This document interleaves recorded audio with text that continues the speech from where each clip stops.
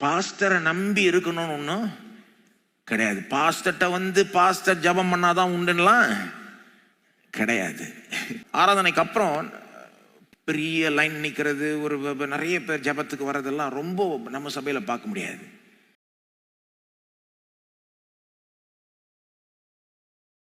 ஒரு பாஸ்டருடைய தயவுல நீங்க வாழணும்னு தேவன் விரும்பல. இந்த பாஸ்டர் எனக்காக ஜெபிச்சாதான் உண்டு அப்படின்னு தேவ மக்களை தேவன் விடவில்லை.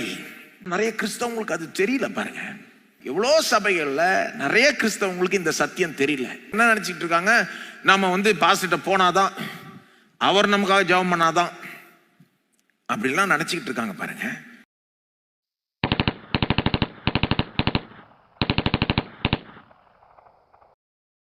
மார்க் 15:37-38 இயேசு மகா சத்தமாய் கூப்பிட்டு ஜீவனை விட்டார். அப்பொழுது தேவாலயத்தின் திரைச்சீலை மேல் தொடங்கி கீழ் வரைக்கும் இரண்டாக கிழிந்தது. இயேசு மரிச்ச உடனே தேவாலயத்துக்குள்ள ஒரு சம்பவம் நடக்குது. என்னது? அங்க ஒரு திரைச்சீலைன்னா உங்க வீட்டில் இருக்கிற கர்டன் மாதிரி கிடையாது. இது 60 அடி ஹைட் கர்டன். இது உள்ளங்கை அளவுக்கு திக்னஸ் கர்டன். இந்த கர்டன் மகா பரிசுத்த ஸ்தலத்துக்கு முன்னால இருக்குது. அதாவது அது ஏன் அங்க இருக்குதுன்னா, அது எல்லாருக்கும் ஒரு எச்சரிக்கை விடுது, யாரும் இதை தாண்டி வர முடியாது. இதுக்கப்புறம் தேவனுடைய பிரச்சனை இருக்குது, இதை தாண்டி வந்தா ஆபத்து.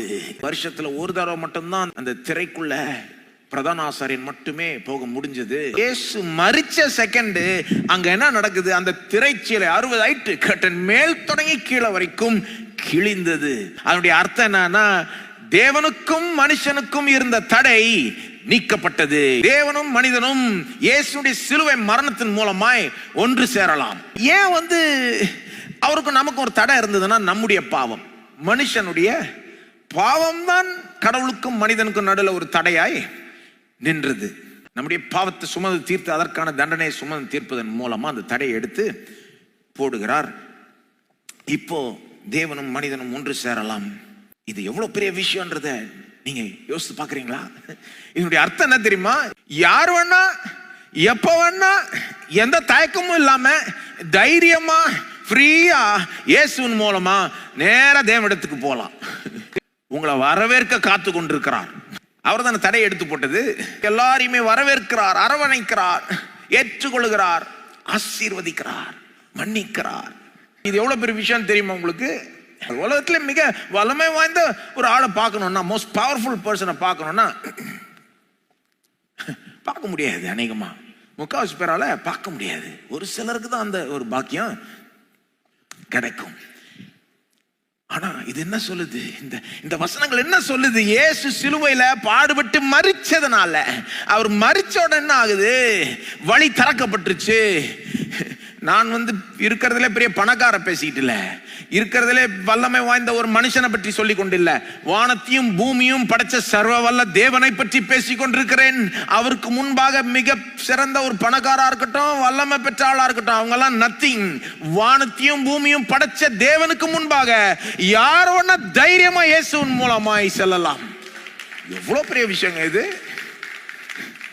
இது ஒண்ணு இருந்தா எல்லாம் இருந்த மாதிரிங்க. இதெல்லாம் ஜனங்க மறந்துடுறாங்க. உண்மையான கிறிஸ்தவத்துல என்ன சொல்லுது, என்ன போதனை? பாஸ்டரை நம்பி இருக்கணும்னு ஒன்றும் கிடையாது. பாஸ்டர்கிட்ட பாஸ்டர் ஜபம் பண்ணாதான் உண்டுலாம் கிடையாது. நாங்க உங்களுக்கு உதவி செய்ய ஆயத்தமா இருக்கோம். ஆராதனை முடிஞ்ச பிறகு நான் எவ்வளவு பேர் வந்தாலும் பார்த்துட்டு தான் போவேன். ஆனாலும் கூட பாஸ்டரை சார்ந்து நீங்க வாழணும்னு தேவன் விரும்பவில்லை. அப்படி உங்களை அவர் விடலை. ஏன் சொல்றேன்னா, நம்முடைய சபையில் இதெல்லாம் நம்ம போச்சதுனாலதான் ஆராதனைக்கு அப்புறம் பெரிய லைன் நிற்கிறது, நிறைய பேர் ஜபத்துக்கு வர்றதெல்லாம் ரொம்ப நம்ம சபையில பார்க்க முடியாது. ஏன்னா சிலருக்கு தெரியும், நீங்க ஜபிச்சா தேவன் கேட்பார். இப்படி சொல்றேன்றதுனால பார்க்க வேண்டான்னு சொல்ல, தாராளமா பாருங்க. அதான் ஒவ்வொரு வாரமும் பார்த்துக்கிட்டு தான் இருக்கேன் நான் நாட்களை. சிலர்லாம் ஜபத்துக்கு வர்றதில்ல, சாட்சி ஷேர் பண்றதுனே வருவாங்க. ரொம்ப சந்தோஷமா இருக்கும் நமக்கும். சிலர் ஜபத்துக்கு வராங்க, நம்ம அவங்களுக்கு ஜபம் பண்றது உண்டு, ஆலோசனை பண்றது உண்டு, எல்லாமே செய்ய ரெடி. சில மக்களுக்கு கொஞ்சம் எக்ஸ்ட்ரா சப்போர்ட் தேவைங்க. சில நேரம் ஒரு மாதிரி பலவீனமா இருக்கிறாங்க, ஒருவேளை ஆவிக்குரியமோ அல்லது மன ரீதியிலையோ அல்லது சரீரத்திலையோ பலவீனமா இருக்கிறப்போ நமக்கு இன்னொருத்தருடைய ஒத்தாசை தேவை, எனக்கு புரியுது. ஆனாலும் கூட ஒரு பாஸ்டருடைய தயவுல நீங்க வாழணும்னு தேவன் விரும்பல. இந்த பாஸ்டர் எனக்காக ஜெபிச்சாதான் உண்டு அப்படின்னு தேவ மக்களை தேவன் விடவில்லை. யார் வேணா தேவன்கிட்ட டைரக்டா போகலாம், இயேசுவின் மூலமா போனா போதும், அவர் உங்க ஜெபத்தை கேட்பார்ன்ற அளவுக்கு உங்களுக்கு தயவு காட்டியிருக்கிறார். இந்த சபையில் அதை அழுத்தி நாம எங்க அப்பாலாம் ரொம்ப அழுத்தி போதிச்சிருக்காங்க. ஆனா நிறைய கிறிஸ்தவங்களுக்கு அது தெரியல. பாருங்க, எவ்வளோ சபைகள்ல நிறைய கிறிஸ்தவங்களுக்கு இந்த சத்தியம் தெரியல. நிறைய கிறிஸ்தவங்க என்ன நினைச்சிட்டு இருக்காங்க, நாம பாஸ்டர்ட்ட போனாதான், அவர் நமக்காக ஜெபம் பண்ணாதான் அப்படிலாம் நினைச்சுக்கிட்டு இருக்காங்க. பாருங்க, இது ஒரு மகிமையான சத்தியம், இது ஒரு, ஆனா அதே நேரத்தில் ஒரு பேசிக்கான சத்தியம், அடிப்படையான சத்தியம். ஆனா நிறைய பேருக்கு தெரியல. இது தெரியாதனால என்ன பண்றாங்க, ஒன்னு ஒரு தவறான எக்ஸ்ட்ரீமுக்கு போவாங்க, இல்லைன்னா இன்னொரு தவறான எக்ஸ்ட்ரீமுக்கு போவாங்க. நல்லா கவனிங்க, இது ஆழமா படிக்காதவர்கள், இதை நினைச்சு பார்க்காதவர்கள், இதை தியானிக்காதவர்கள் என்ன நடக்கும்னா, ஒன்னு ஒரு தவறான எக்ஸ்ட்ரீமுக்கு போவாங்க அல்லது இன்னொரு தவறான எக்ஸ்ட்ரீமுக்கு போவாங்க. இந்த ரெண்டு எக்ஸ்ட்ரீம் நான் விவரிக்கிறேன். ஒரு தவறான எக்ஸ்ட்ரீம் என்னன்னா, தைரியம் இல்லாதவர்கள் ஆயிடுவாங்க. தேவன்கிட்ட போறதுக்கு அவங்களுக்கு எந்த தைரியமும் இருக்காது. அதான் ஒரு எக்ஸ்ட்ரீம். இந்த மாதிரி ஒரு எக்ஸ்ட்ரீம்ல நிறைய பேர் இருக்காங்க, பல விதமான ஆட்கள் இருக்காங்க. ஒரு விதமான ஆட்கள் எப்படின்னா, அவங்க பாவம் செஞ்ச பிறகு அந்த தைரியம் போயிடும் அவங்களுக்கு. அது நேச்சுரல் தானே, இயல்பு தான். வெளி உலக மக்களையும் சொல்றேன், கிறிஸ்தவர்களையும் சொல்றேன். பாவம் செஞ்சிட்ட பிறகு அவங்களுக்கு தைரியம் போயிடும். ஐயோ பாவம் செஞ்சுட்டேன், கடவுளுக்கு முன்னாடி போக முடியாதே நானு அப்படின்னு போகாம விட்டுருவாங்க. தாங்களே தேவனுக்கு முன்பாக தைரியமா போக முடியாதுன்னு நினைக்கிறதுனால வேற யாராவது மூலமா போக பார்ப்பாங்க. வேற யாராவது மூலமா, யார் மூலமா, அது பல ஆப்ஷன்ஸ் இருக்கு. ஒரு கூட்டத்தார் என்ன சொல்றாங்க, மரியாள் மூலமா போகணும், பரிசுத்தவான்கள் மூலமா போகணும், தேவதூதர்கள் மூலமா போகணும். அதான் என்ன சொல்றாங்க, இயேசு ரொம்ப டாப்ல இருக்கிறாரு, சும்மா நேரம் அங்க போயிட முடியுமா? அதுக்குன்னு ஒரு ரூட் இல்லையா? எல்லாத்துக்கும் ஒரு ரூட் இருக்குல்ல. அப்போ பரிசுத்தவான்கள் மூலமா போகணும். முன்ன வாழ்ந்து பெரிய காரியங்களை சாதிச்ச தேவ மனிதர்கள் இப்ப அவங்க பரிசுத்தவான்கள் ஆயிட்டாங்க, இப்ப அவங்க மூலமா போகணும். அல்லது மரியாள், தேவனுடைய நம்முடைய ஆண்டவர் இயேசுனுடைய தாய், மதிப்புக்குரிய மரியாள், அவங்களுக்கு ஒரு கனத்தையும் மரியாதையை நம்ம நிச்சயமா செலுத்தணும். பாருங்க, அப்ப அவங்க என்ன சொல்றாங்க, அப்ப அவங்களுக்கு கனத்தையும் மரியாதை செலுத்தணும்ல, அப்ப அவங்க மூலமா போலாம். அவங்க மூலமா போனா நம்ம விண்ணப்பம் கேட்கப்படும். இப்படி ஒரு கூட்டத்தார் இருக்கிறாங்க. இன்னொரு கூட்டத்தார் எப்படி இருக்கிறாங்க, சரி பாஸ்டர் மூலமா போலாம்.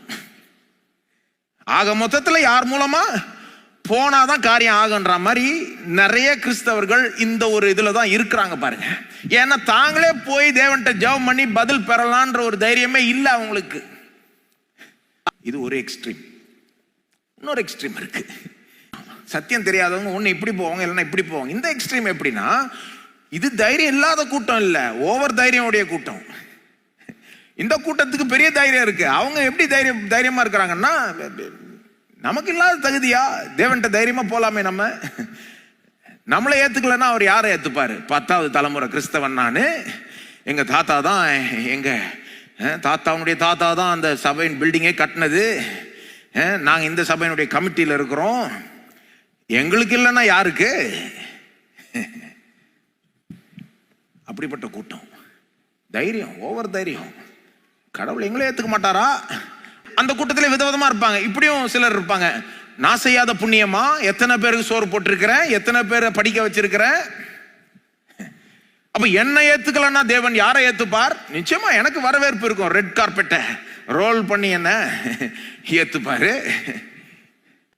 வாரத்தில் இத்தனை நாள் உபவாசம் இருக்கிறேன், கரெக்டா ஜபிக்கிறேன், கரெக்டா பைபிள் வாசிக்கிறேன், கரெக்டா சபைக்கு போறேன், தசம்பாகம் கொடுக்குறேன், கடவுளுக்காக நான் எவ்வளவு செய்யறேன், எவ்வளவு வாழ்க்கையே கடவுளுக்கு என்று அர்ப்பணிச்சிருக்கேன், எல்லாமே கடவுளுக்கு தானே செய்யறேன், கடவுளுக்கு தானே ஊழியம் செய்யறேன், வாழ்க்கையே கடவுள் இருக்கனே, அப்ப என்ன ஏத்துக்காம யாரை ஏத்துப்பா கடவுள்? நிச்சயமா என்ன வாழ்க்கையே கடவுளுக்கு அர்ப்பணிச்சு தானே இருக்கிறேன் நானு, அதனால என்ன ஏத்துப்பார். அவங்களும் இந்த கூட்டத்துல தான். ஓவர் தைரியம். ஆனா தைரியம் இருந்தா பத்தாதுங்க, கிறிஸ்துவிட்டு இருந்து அந்த தைரியம் வரணும். இந்த கூட்டத்துல இவ்வளவு பேர் சொன்னே, இவங்க யாராவது இயேசுனால எனக்கு தைரியம் இருக்குன்னு சொன்னாங்களா? இயேசு சிலுவையில மரிச்சதுனால எனக்கு தைரியமான தேவனுடைய பிரசன்னத்துக்குள்ள போக முடியும்னு சொன்னாங்களா? சொல்லல. எல்லாருமே அவங்க எதை பண்ணாங்க, அதை பண்ணாங்க. அவங்க பேக்ரவுண்ட் இப்படி இருக்கு, அவங்களுடைய இது அதுதான். இந்த கூட்டத்தாருக்குல யாருக்குங்க மகிமை போகுது? தங்களுக்கு தான் போகுது. என்ன வரவேற்க மாட்டாரா தேவன்? என்ன ஏத்துக்க மாட்டாரா? நமக்கு இல்லைன்னா யாருக்கு? தைரியம் இருக்கு, தப்பான காரணத்தினால தைரியம் இருக்கு. சுயநீதியை நம்பி இருக்கிற ஒரு கூட்டம் இது. ஏன்? சத்தியம் தெரியல. இயேசுடைய சிலுவை மரணம் மட்டுமே கட்டண கிழிச்சது. அந்த ஒரு வழிதான் இருக்கு. அந்த ஒரு வழியில தான் தேவனிடத்துல போலாம். அந்த ஒரு வழியில தான் தேவன் நம்மளை ஏற்றுக்கொள்ளுவார். இத குறித்த இது வந்து ஆழமா பதியலன்னா, இது விவரமா இது விளக்கமா தெரியலன்னா, ஒண்ணு இப்படி சாஞ்சிருவோம், இல்லைன்னா இப்படி சாஞ்சிருவோம். இதை பற்றி நான் ஏன் பேசுறேன்னா, இது வந்து எங்கேயோ இருக்கிற கூட்டங்களை பற்றி நான் பேசல. நாம ஜாக்கிரதையா இல்லைன்னா, நம்ம எல்லாரையும் பற்றியும் பேசுறேன், உங்களை பற்றி பேசுறேன், என்னை பற்றியும் பேசுறேன். நாம எல்லாருமே ஜாக்கிரதையா இல்லைன்னா, ஒன்று இந்த பக்கம் சாய்வோம், இல்லைன்னா இந்த பக்கம் சாய்வோம். மார்ட்டின் லூத்தர் தான் சொன்னார் பாருங்க. கிறிஸ்தவன் வந்து குதிரையில போகிற ஒரு ஆள் மாதிரியாம். நேரா போறது கஷ்டமா இருக்கான். ஒண்ணு இப்படி சாஞ்சு விழுந்துடுறான், இல்லைன்னா இப்படி சாஞ்சு விழுந்துடுறான். சாஞ்சு விழலைன்னா அட்லீஸ்ட் சாயறான். ஸ்டெடியா போறது ரொம்ப அவனுக்கு கஷ்டமா இருக்குதான். அப்படிதான் பாருங்க. இதை பற்றி ஏன் போதிக்கிறோம்னா, நம்ம இதெல்லாம் நினைச்சு பார்க்கலன்னா, ஒண்ணு இப்படி சாஞ்சிருவோம் தைரியமே இல்லாதவர்களாய், அல்லது இப்படி சாஞ்சிருவோம் நம்முடைய சுயநீதி நிமித்தமாய் தைரியம், செல்ஃப் கான்பிடன்ஸ். இது நோ கான்பிடன்ஸ் கூட்டம் அந்த சைடு, இந்த சைடு வந்து செல்ஃப் கான்பிடன்ஸ். ஆனா நாம எப்படிப்பட்ட கூட்டத்தாரா இருக்கணும்? Christ confidence. கிறிஸ்துவின் நிமித்தமாய் தேவனிடத்தில் தைரியமாய் போகலாம். அதுதான் சரியான அப்ரோச் பாருங்க. அப்ப இந்த ரெண்டு எக்ஸ்ட்ரீமும் தவறான எக்ஸ்ட்ரீம் சொல்ல விரும்புகிறேன், பதிவு செய்ய விரும்புகிறேன். இது தவறான எக்ஸ்ட்ரீம்ன்றது மட்டும் இல்ல, இதுல நீங்க சாஞ்சீங்கன்னா அல்லது இந்த ஒரு எக்ஸ்ட்ரீம்ல இருந்தீங்கன்னா, இது ரொம்ப பெரிய ஆபத்து. ஏதோ தவறா ஒண்ணு செய்யறோம், தவறா அணுகிறோம் அப்படின்னு மட்டும் இல்லைங்க, பெரிய ஆபத்துங்க. உங்களுக்கு பெரிய ஆபத்து. தைரியம் இல்லாதவர்களா நம்ம இந்த விஷயத்துல தைரியம் இல்லாதவர்கள் ஆயிட்டோம்னு வைங்க, தேவன்ட்டே போக மாட்டோம். சில நேரம் பாருங்க, ஒரு பாவம் செய்வோம், அப்புறம் நமக்கு என்ன ஒரு தாட்டு வரும் மனசுல, சரி செஞ்சுட்ட, இப்ப நீ கடவுளுக்கு முன்பாக போக முடியாது, அவர் பரிசுத்தர், நீ போக முடியாது. அப்புறம் கொஞ்ச நேரம் கழிச்சு இன்னொரு எண்ணம் வரும், சரி அதான் இது இந்த பாவத்தினால நீ போக முடியாது, ஆகவே இந்த ஒரு பாவம் செஞ்சான்னா இன்னொரு 100 பாவம் செஞ்சான்னா போய் செஞ்சுக்கோ போ அப்படின்னு வரும். என்னங்க வந்தது இல்லையா உங்களுக்கு? நீங்களாம் ரொம்ப பரிசுத்தவான்கள். அப்படி வந்தவங்களுக்கு பேசுறேன்.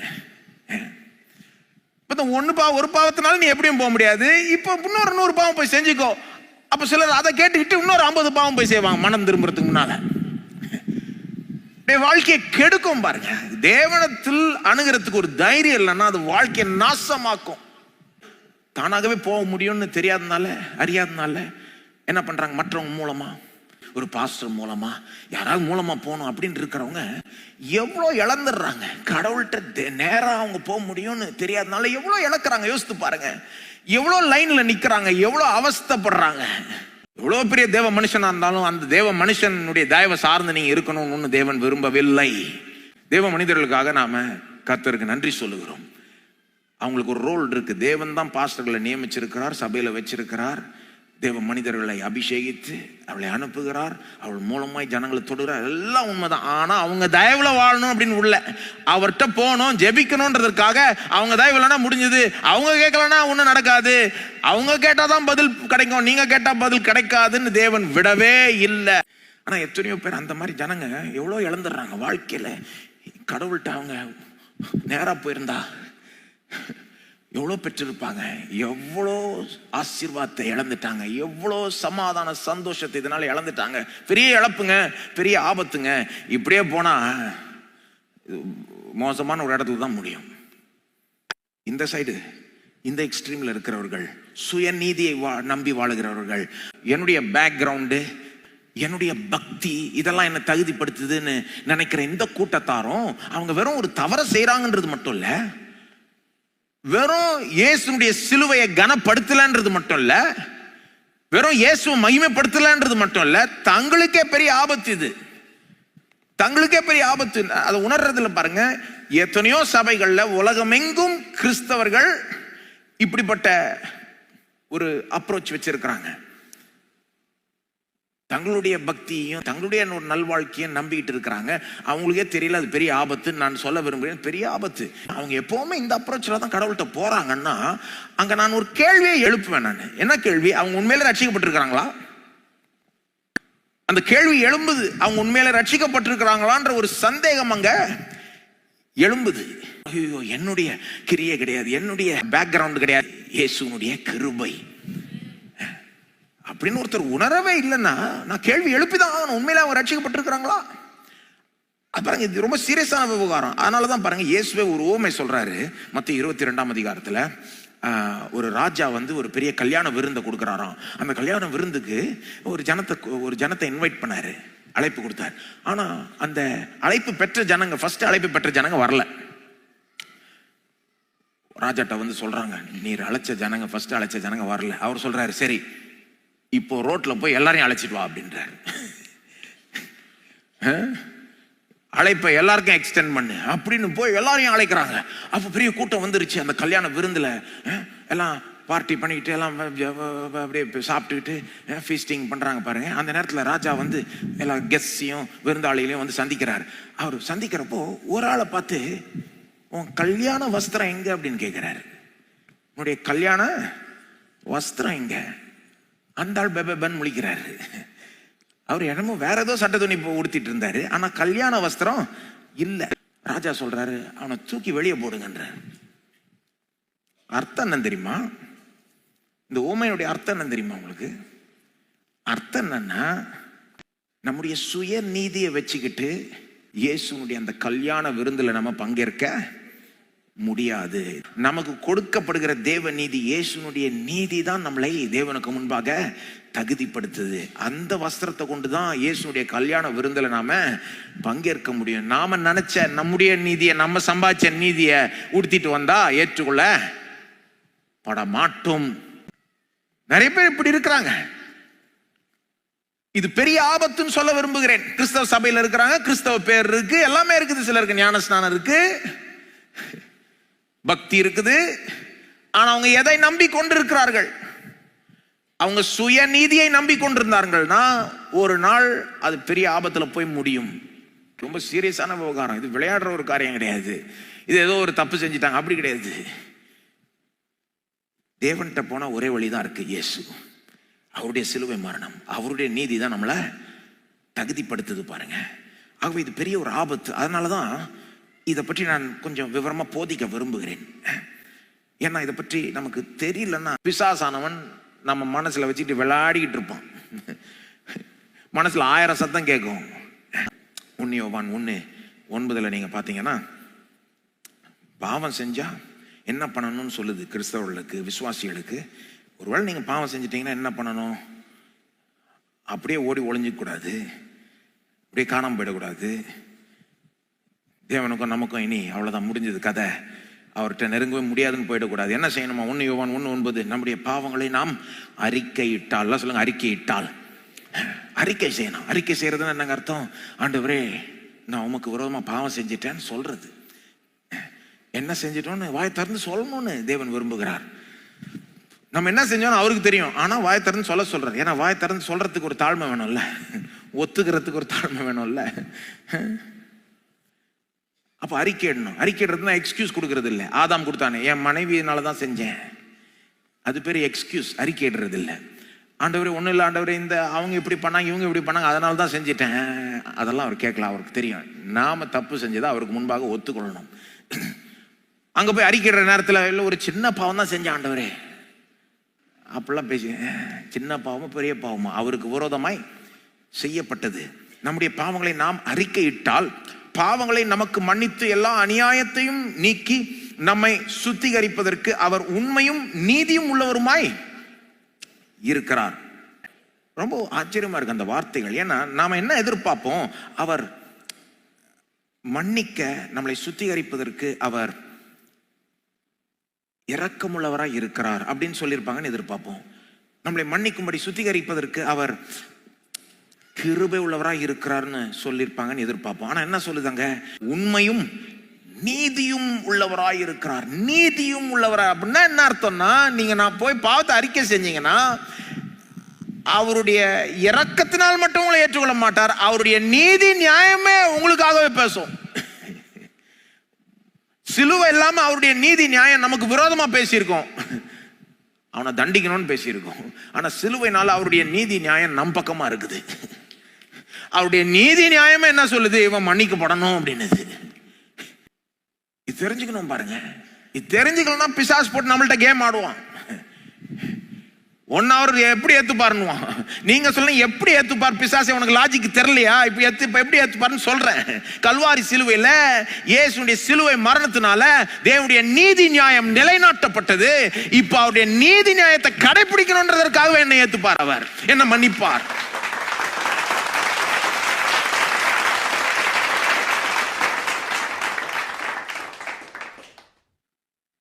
மிக மோசமான பாவம் செஞ்சிருந்தீங்கனாலும் இது பொருந்தும், நீங்க உலகத்திலே பெரிய பரிசுத்தவானா இருந்தீங்கனாலும் பொருந்தும். இது நம்ம எல்லாருமே தேவனுடைய பார்வையில பாவிகளா இருந்தோம். பாவிகளுக்கு உரியது மரண தண்டனை, டெத் பெனல்டி.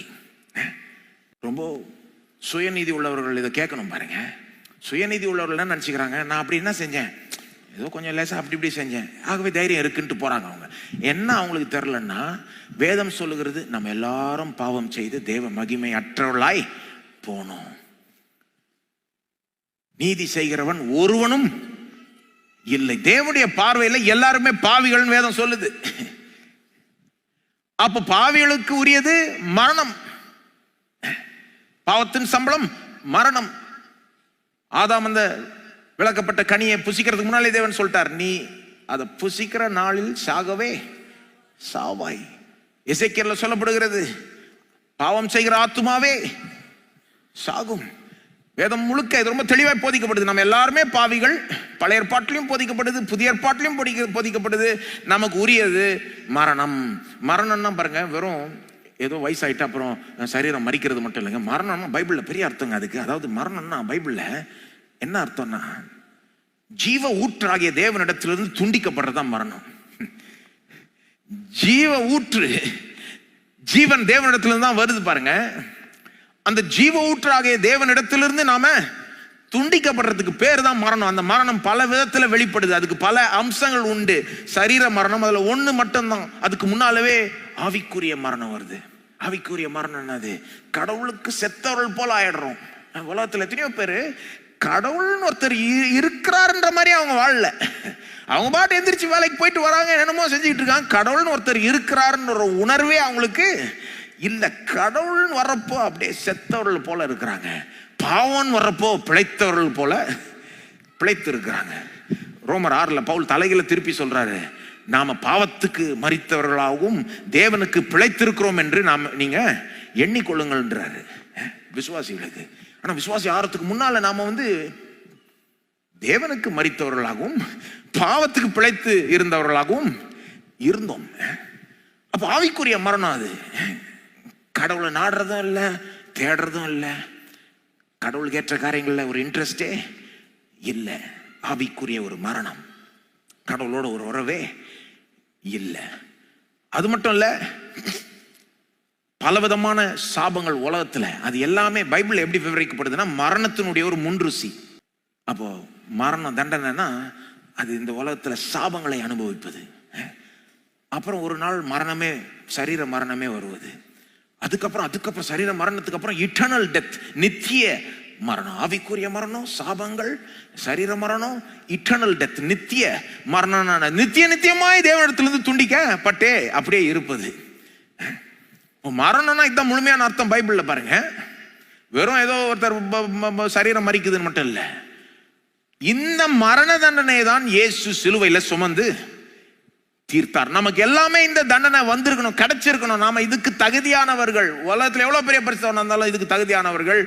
ஆனால் இந்த தண்டனை தான் இயேசு கல்வாரி சிலுவையில சுமந்து தீர்த்தார் பாருங்க. எப்படி தீர்த்தார் பாருங்க, அவர் எப்படி பாடுபட்டார் பாருங்க.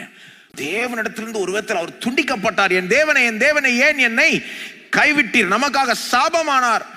எல்லாமே நமக்காக அவர் சுமந்து தீர்த்ததுனால தான் நாம தேவனிடத்துல ஏற்றுக்கொள்ளப்படுகிறோம். நியாயமா பார்த்தா இந்த ஒரு காரணத்தினால தான் தேவன் நம்மளை ஏற்றுக்கொள்ளாமே ஒழிய நம்முடைய சுய நீதியெல்லாம் பத்தவே பத்தாது. ஏன்னா தேவனுக்கு விரோதமா நம்ம பாவம் செஞ்சிட்டோம். ஆனா இந்த சுயநீதி கூட்டத்தார் எப்படி இருப்பாங்கன்னா, அப்படின்னாங்க நான் பாவம் செஞ்சேன், எனக்கு மரண தண்டனை கிடைக்கிற அளவுக்கு என்னங்க பாவம் செஞ்சேன்னு. ஆஃப்டர் ஆல் என்ன ஒரு சில பொய் சொன்னேன், ஒரு சில பேரை ஏமாத்தினேன், கொஞ்சம் ப்ராஃபிட் வரணும்னு ஏமாத்தினேன். இது எல்லாரும் செய்யறது தானே.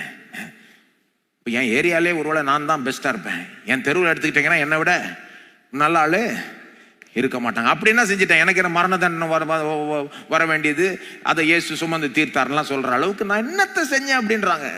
இது ஜனங்களுக்கு எடுத்து சொல்கிறப்போ அது புரியுறது கஷ்டமாக இருக்கு பாருங்க. அப்படி என்ன செஞ்சேன்றாங்க, கேள்வியே தப்பு. அப்படி என்ன செஞ்சீங்க இல்லை, யாருக்கு விரோதமாக செஞ்சீங்க? எல்லா பாவமே தேவனுக்கு விரோதமாய் செய்யப்பட்டது. தாவீது சொல்றாரு பாருங்க, சங்கீதம் 51, உமக்கு விரோதமாய் மட்டுமே நான் பாவம் செய்தேன். ஆக்சுவலா உண்மை என்னன்னா, தாவீது எல்லாருக்கும் விரோதமா பாவம் செஞ்சாரு.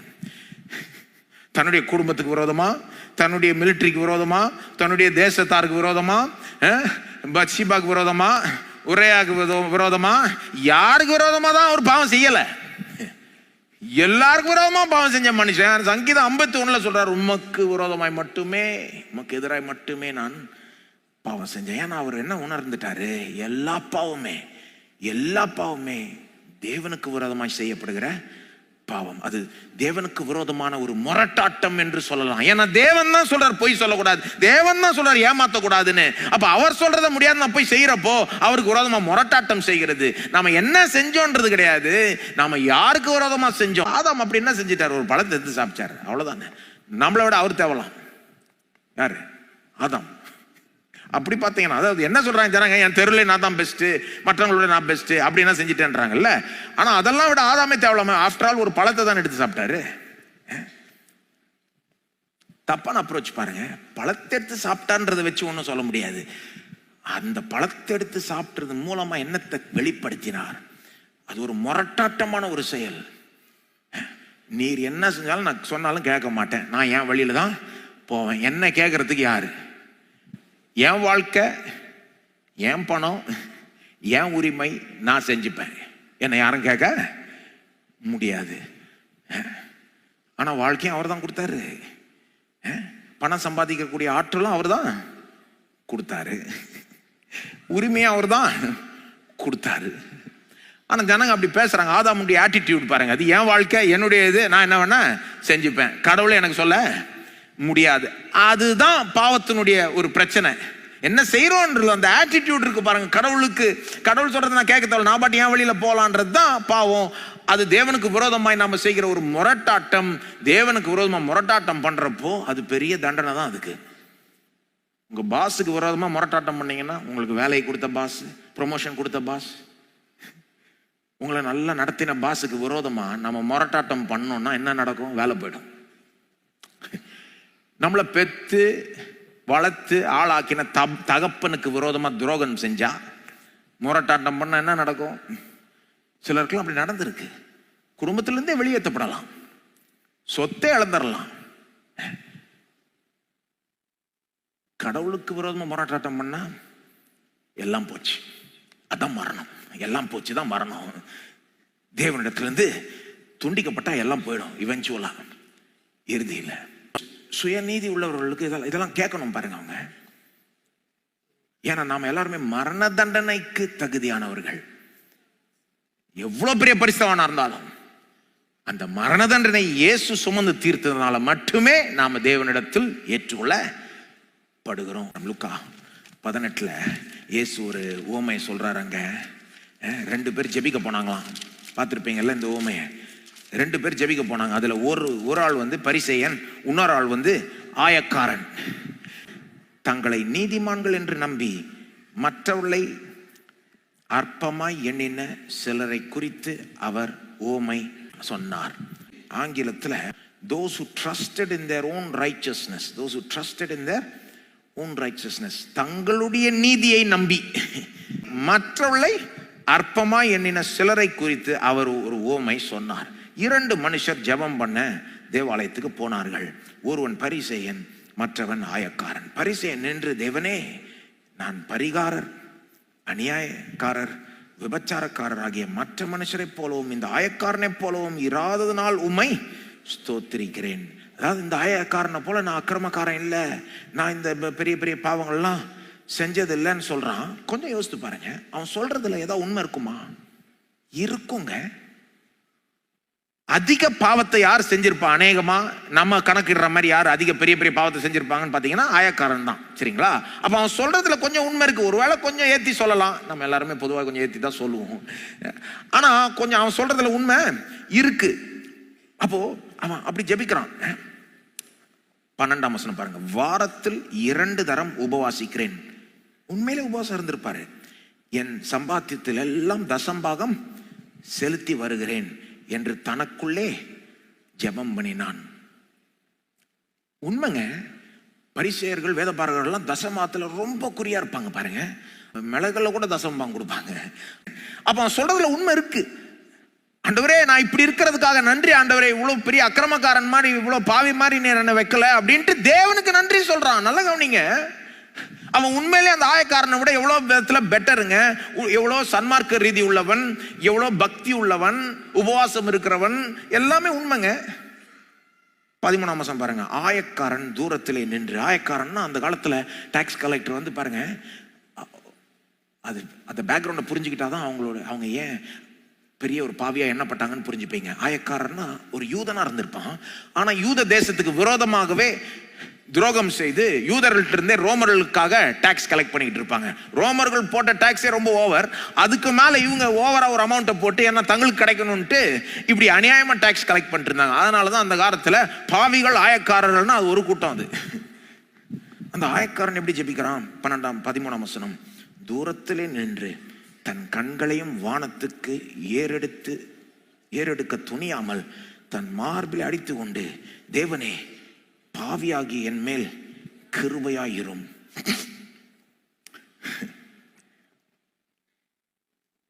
இப்ப இந்த ஜெபம் முடிகிற வரைக்கும் எல்லாம் கூட்டத்தார் இயேசுடைய கதையை கேட்கறவங்களா என்ன நினைப்பாங்க? பரிசேயன் சூப்பர். இயேசு சொல்றார் 14 எண்டிங் பாருங்க. எல்லாரையும் ஷாக் பண்ணிருக்கோம் எண்டிங். அவன் அல்ல, பரிசேயன் அல்ல, இவனே நீதிமானாக்கப்பட்டவனாய் தன் வீட்டுக்கு திரும்பி போனான். நீதிமானாக்கப்பட்டவன்னா தேவனால் முழுமையா ஏற்றுக்கொள்ளப்படுகிறவன். இவனே யாரு? ஆயக்காரன், இந்த பெரிய பாவி என்று எண்ணப்படுகிற இவனே நீதிமானாக்கப்பட்டவனாய் தன் வீட்டுக்கு திரும்பி போனான். அவன் அல்ல. பரிசேயன் அப்படி ஏற்றுக்கொள்ளப்படவில்லை. ரொம்ப கேர்ஃபுல்லா கவனிக்கணும் இதை. பரிசேயன் உண்மையிலே ஆயக்காரனை விட நல்லவங்க. உண்மையிலே வாழ்க்கை பார்த்தீங்கன்னா ஒழுக்கமா இருந்திருக்கும். அவனை விட, அவன் ஆயக்காரனை விட பக்தி உள்ளவனா இருந்தது தப்பு கிடையாது. ஆயக்காரனை விட சன்மார்க்க ரீதியில ஒழுங்கா இருந்தது தப்பு ஒண்ணும் கிடையாது. நல்லதுதான், எல்லாமே நல்லதுதான். என்ன தப்பு? 9ஆம் வசனத்தில் சொல்லப்படுது இல்லையா? தன்னுடைய நீதியை நம்பி மற்றவர்களை அற்பமாய் எண்ணின. மற்றவர்களை அற்பமா என்றோம்னாலே இது என்ன ஒரு காரியத்தை காண்பிக்குதுன்னா, நாம நம்முடைய நீதியை நம்பி இருக்கிறோம்னு அர்த்தம். அப்படி நினைக்கிறப்பவே என்ன நடக்குதுன்னா, அந்த நேரத்தில் அவங்க சுய நீதியை நம்புகிறார்கள். அதுவே ஒரு அடையாளம். It is a proof that they are trusting in their own righteousness. இல்லைன்னா அற்பமா மற்றவங்களை எண்ண மாட்டாங்க. சுய நீதியை நம்பாதவன் எப்படி எண்ணுவான்? எப்பா, நானும் தேவனுடைய கிருபை இல்லைன்னா அந்த ஆயக்காரனை போலதான் இருந்திருப்பேன். அவருடைய கிருபை மட்டும் இல்லைன்னா அப்படிதான் இருந்திருப்பேன். நான் இங்க நிக்கிறது என்னுடைய நீதினால இல்லை, நான் உபவாசம் பண்ணதுனால இல்லை, நான் தசம்பாகம் கொடுத்ததுனால இல்லை, நான் அவனோட பெட்டர்ன்றதுனால இல்லை, என்னை இலவசமாய் ஏற்றுக்கொண்டார், எனக்காக மரித்தார். அப்படிதான் கரெக்டா நினைக்கணும்னா அப்படிதான் நினைக்கிறான். ஆனா இவன் சுயநீதியை நம்பி கொண்டிருந்ததுனால அவன் எப்படி நினைக்கிறான்? அவனை விட நான் எவ்வளவு பெட்டர், நன்றி ஆண்டவரேன்றான். இங்க பிரச்சனை என்னங்க? தன்னுடைய சுய நீதியை நம்பி கொண்டிருந்தான். அதனாலதான் அவன் வீட்டுக்கு நீதிமானாய் எண்ணப்பட்டு போகவில்லை. இவன் பாருங்க, இந்த பாவி பாருங்க, இந்த ஆயக்காரன் பாருங்க, தேவனே, பாவியாகிய என் மேல் கிருபையாயிரும். அந்த கிருபையாயிரும் என்ற வார்த்தை நீங்க மூல பாஷையில போய் பார்த்தீங்கன்னா propitiation, அதாவது எனக்கு சுயநீதி இல்ல, நான் பாவிதான் ஒத்துக்கிறேன், ரத்த பலினால எனக்கு கிருபை காட்டும்.